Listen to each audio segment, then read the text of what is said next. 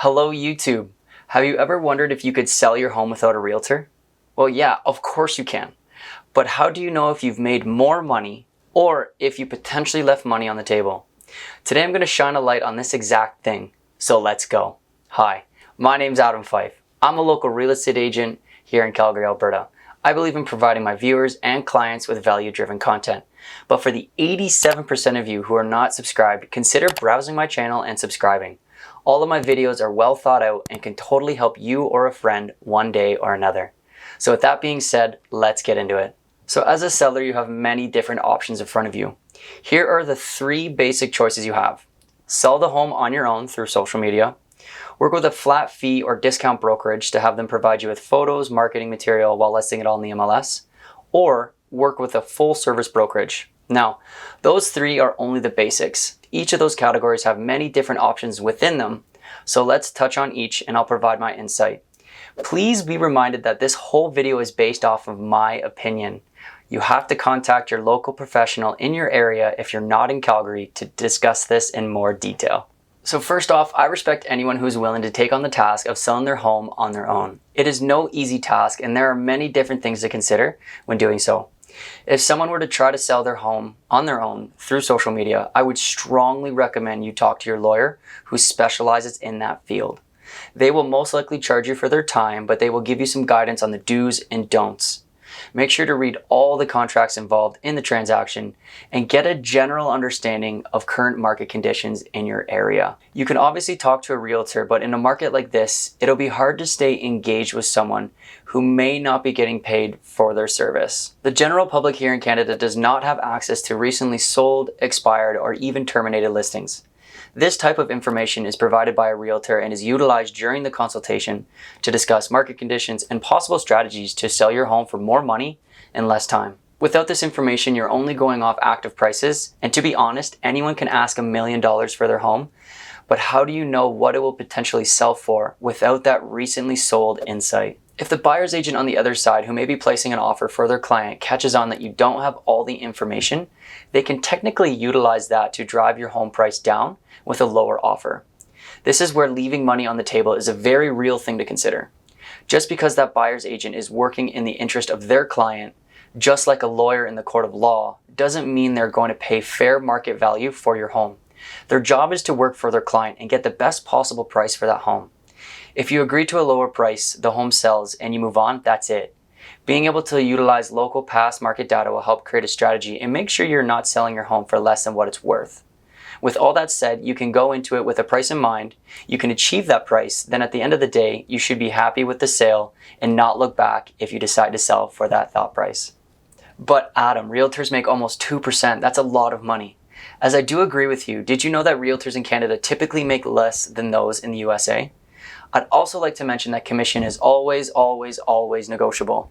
It is up to you and the realtor to come to an agreement on what you would like to pay for their services. While most real estate agents make money from the equity of your home, they're providing you with a plan, they help execute that plan on your behalf, all the while providing confidence that you are making the right choices all throughout the process. Not paying a real estate agent 2% means that you could lose out on all of that concrete confidence. So second, utilizing the services of a flat fee brokerage or a discount brokerage. I've worked with many discount brokerages and their representatives in my day, and most of those experiences have been good. The thing to consider when chatting with this type of service is to figure out where exactly they draw the line. Every office is different. Some simply take the photos, put them on the MLS, receive the offers, and handle the paperwork. They do not typically negotiate, advise, or provide you with any additional information like holdbacks or additional terms to help you along. But with that being said, some discount brokerages may offer those additional services. It is very important to find out before you sign anything what exactly they offer, where they draw the line, and how much help you think you'll need in the process. So if someone is willing to discount their services to save you some money, you might want to ask yourself, how many services are they really offering you at the end of the day? Finally, the full-service brokerage. This is what I've been doing since day one in my career. A full-service brokerage will take on a lot of the liability, advise you on which direction to go, and even take on all of that paperwork. Full-service brokerages do vary in what they offer, but for myself, professional photo and video, professional marketing material, a paid-for consultation with a local home stager, getting your carpets cleaned, walking you through all the exact documentation that you'll need prior to listing your home, like a compliant RPR, as well as making sure your true motives are met. Selling your home is only one piece of the pie. Maybe you're leaving the city and need specific dates. Maybe you're upsizing or downsizing and need help on the purchasing side. So make sure to look at the whole picture, because that's where a good realtor will help you guide you through that. So when working with someone like myself, I do take my time to try to get to know your personal circumstances so I can advise accordingly. Now, I can only speak for myself, as every agent is different, but here in Calgary, we do have a pretty noticeable baseline on what we can offer. Things like shared portal where we can talk about recent sales activity daily, the ability to actually advise you based off that recent sales activity, as well as taking on the role of a project manager. If needed to get the deal done, we will help coordinate inspections, get the documentation to your lender or lawyer, as well as follow up with every third party involved to make sure that we are staying on top of it all. We are also able to start figuring out solutions when problems arise. Maybe there's an issue with the inspection.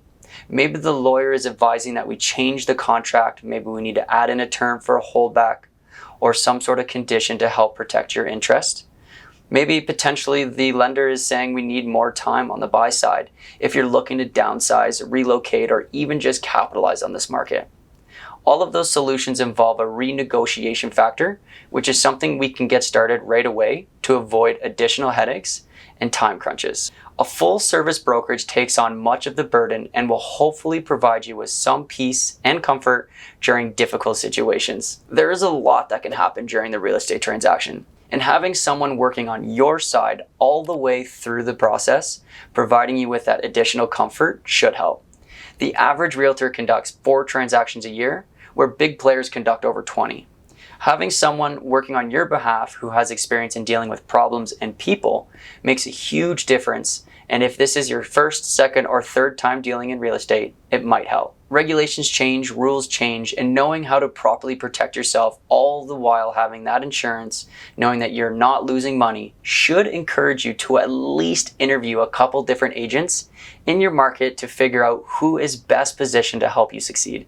We are all different in many ways, so find someone who you're best aligned with. But thank you for listening to me talk about this subject. Please consider subscribing to the channel and reach out to me directly if you have any questions. But until next time, peace.